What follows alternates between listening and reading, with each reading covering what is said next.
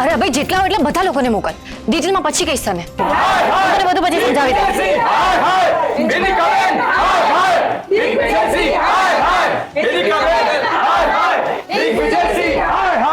વેદિકાબેન હાય હાય દિગ્વિજયસિંહ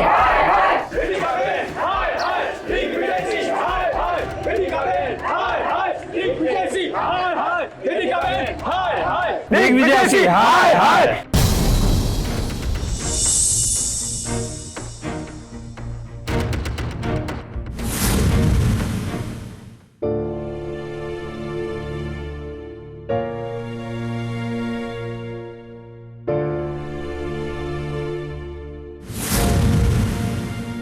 નિતિન, મારા સગા મોટા ભાઈએ તમારી સાથે આવું કર્યું. સોરી. ભાઈ, તમે શું કામ માફી માંગો છો? માફી તો અમારે માંગવી જોઈએ કે અમે તમારા પર ખોટી શંકા કરી. માફ કરી દો. સાચે જ ભાઈ, એ દિવસે ફક્ત તમે બાલુભાઈને જ બચાવ્યા હતા. આજે અમને બધાને બચાવ્યા છે. અમારે ખરેખર તમારી માફી માંગવી જોઈએ. અમને માફ કરી દો. અમારી મતી મારી ગઈ હતી, અમને માફ કરી દો. અરે નિતિન, કેતન, રમણભાઈ, તમે આ માફી ના માંગો. ચાલો, જે કંઈ પણ થયું બધું ભૂલી જાઓ. આજનો દિવસ તો ખાલી ગયો છે, પણ કાલનો દિવસ આપણો છે. કાલે આ જ જુસ્સા અને ધગસ સાથે આપણો માલ સાપ્તાહિક બજારમાં વેચાવો જ જોઈએ. વેચીશું.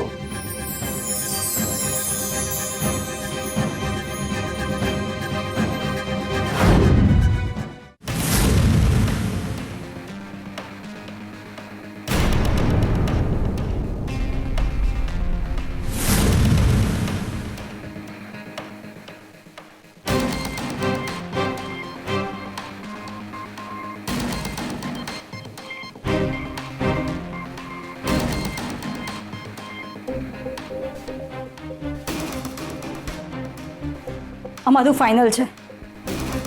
અમે કાલે ને કાલે ચૂંટણીમાંથી અમારું નામ પાછું ખેંચી લઈશું. અમારાથી આ બધું સહન નથી થતું. નથી બનવું અમારે નેતા. તમે જેવા છે એવા જ સારા છે. બંધ કરો તમારો બકવાસ. મારા માણસને એટલી પણ ખબર નથી પડતી કે અનાજ બાળી રહ્યો છે કે લાકડાનું ભૂસું.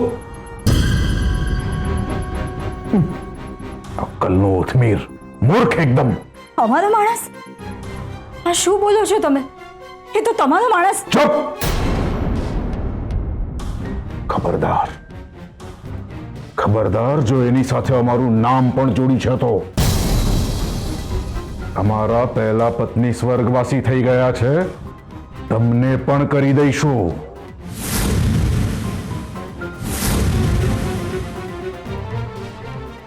એ માણસ સાથે અમારો કોઈ જ સંબંધ નથી, સમજ્યા? સમજી ગયા, પણ હવે આગળ શું કરવાનું છે? એ જ વિચારી રહ્યા હતા અમે.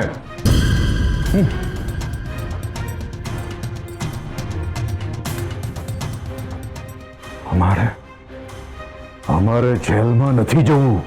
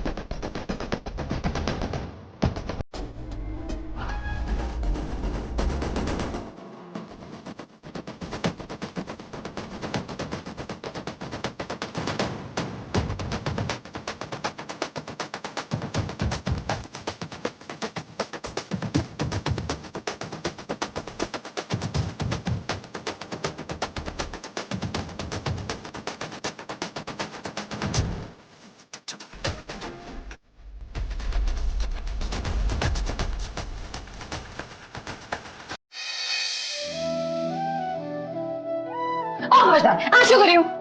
તું શું કરતી હતી આ? ડાન્સ. ફોજદાર તમે એકદમ ડેશિંગ છો, બ્રેવ છો, ગ્રેટ છો. I am so proud of you. It's okay, પણ મેં કોઈ ગ્રેટ કામ નથી કર્યું.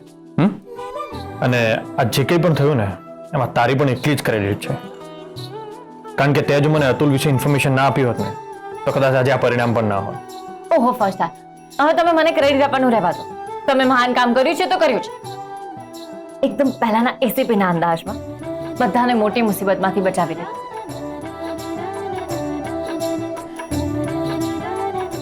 એક મિનિટ, ક્યાંક તમને મારી જ નજર ના લાગી જાય. તું તું તું તું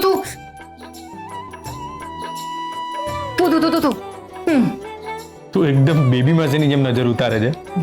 હા, પણ એક મિનિટ, તમે મને આ પ્લાન વિશે કહી નાખો, પણ અર્જુનભાઈને કહ્યું પણ ખરી અને એમને આ પ્લાનમાં ઇન્વોલ્વ પણ કર્યા. એટલે હું એકચ્યુઅલી તને કહેવાનો જ હતો, પણ નો, આની સજા તો મળશે.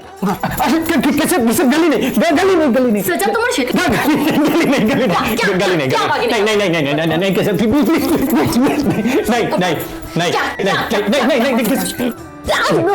હવે જોડો જોડો. જો તમે તમારી શક્તિનો ખોટો ઉપયોગ કરી રહ્યા છો. અચ્છા, અને તું જે ગલી કરી રહી છે એનું શું? નહીં કરું, પાક્કું નહીં કરું. બસ પાકું? હા, નહીં કરું. સોરી. જોજો. હા, પાક્કું. જોડો જોડો. અરે પાછું હે જોડો. સોરી સોરી સોરી સોરી, નહીં કરું હવે. તો તને વિશ્વમાં બાદ ભરી દઈશ. જો સોરી, નહીં કરું.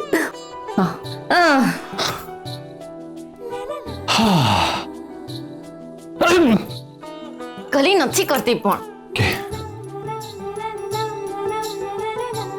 ફોજદાર, સાચે જ તમે બહુ ગ્રેટ કામ કર્યું. કેટલા બધા લોકોના આશીર્વાદ મળે, પણ મને એક વાતનો બહુ જ ગુસ્સો આવી રહ્યો છે. વેદિકા ભાભી અને દિગ્વિજયભાઈએ ખેડૂત ભાઈઓ સાથે બહુ જ ખરાબ કર્યું. મને પણ એ વાતનો ગુસ્સો આવે જ છે. ફોજદાર, એ તો તમારા લીધે એ લોકો બચી ગયા. તમારી શરમના કારણે લોકોએ વેદિકા ભાભી અને દિગ્વિજયભાઈને કંઈ ના કર્યું. બાકી એ લોકોની પણ અતુલભાઈ જેવી જ હાલત થઈ ગઈ. અચ્છા, કહું કે આજે મેં મારા મનનો કાબુ ગુમાવી જ દીધો હતો. મેં મનમાં નક્કી કરી જ લીધું કે આજે આ લોકોને મોટાભાઈ અને ભાભી સાથે જે કરવું હોય કરે, વચ્ચે નહીં બોલું. પણ તો સારું થયું કે તે એ લોકોને રોક્યા. ઇવન તે અર્જુનને કહીને અતુલને એના ઢાબા પર મોકલી દીધો, એ પણ સારું કર્યું. નહીંતર આ લોકોએ આજે એને મારી જ નાખ્યો. હા, સાચે જ બહુ જ ગુસ્સામાં હતા એ લોકો. એનીવેઝ, હવે અતુલ પાસેથી ગમે તે રીતે એ કબૂલ કરાવવાનું છે કે આ બધું મોટાભાઈએ કરાવ્યું. મોટાભાઈના બધા જ કાળા ધંધાઓ બહાર આવવા જ જોઈએ. અને મને સૌથી વધારે ગુસ્સો તો એ વાતનો આવી રહ્યો છે કે મોટાભાઈના જ કોઈક માણસે તને મારવાનો પ્રયત્ન કર્યો. એ કોણ છે ને એના વિશે તો મારે જાણવું જ છે. મને છોડીશ નહીં.